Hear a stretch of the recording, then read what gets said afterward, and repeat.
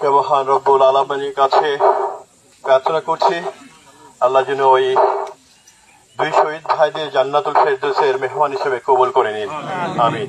আজকে ইরশাদ ভাই যার সন্তান হারাইছে, যার ভাই বেটা হারাইছে, সে বুঝতেছে, তার মা বুঝতেছে, তার ছেলেরা বুঝতেছে, আমরা বুঝতেছি। কিন্তু তোমাদের কাছে বিশেষভাবে অনুরোধ, তোমরা কিন্তু কেউ নিজের হাতে আইন তুলে নিবা না। এটা কিন্তু ইরশাদ চৌধুরীর অর্ডার না, আমারও অর্ডার না, মনু চৌধুরীর অর্ডার না। কেউ কিন্তু আইন কারো হাতে তুলে নিবা না। আইন তার গতিতে চলবে, চলতে দাও।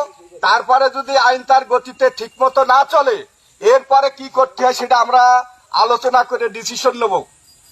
আমার দুটো একটা ছেলে এবং একটা ভাই বেটা মারা গেছে।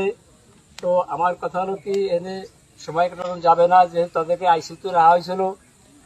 আপনারা যদি আমার ছেলে এবং ভাই বেটার কাছে কেউ কোনো টাকা পয়সা পান, তাহলে আমারে বলবেন, আমি দিয়ে দেব। আর আমার ভাই বেটা যদি যাকে কাছে পায়, তারা তো জানেন যে আমার কাছে টাকা পয়সা, তার অনেক জায়গায় লেনদেন আছে, তারা সহজে তার টাকাগুলো ইতিমধ্যে দিয়ে দেবেন, এটা আমার অনুরোধ। আর পাশাপাশি একটা অনুরোধ হলো যে এরা দুজন মারা গেছে, শহীদ হয়েছে, এদের যদি ভুল ত্রুটি কোনো কথাবার্তায় কার্যকরভাবে পেয়ে থাকেন, আপনারা ক্ষমা দৃষ্টিতে দেখে মাফ করে দেবেন। আসসালামু আলাইকুম প্রিয় দর্শক, দেখতে পাচ্ছেন এই মুহূর্তে বাগেরহাটের মোল্লাহাটের সিংগাতি গ্রামে দুটি লাশের জানাজা এই মুহূর্তে অনুষ্ঠিত হচ্ছে।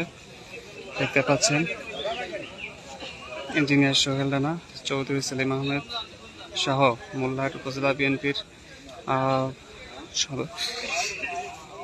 আহ্বায়ক শিকদার জামাল উদ্দিন সহ সর্বস্তরের মানুষ এবং সব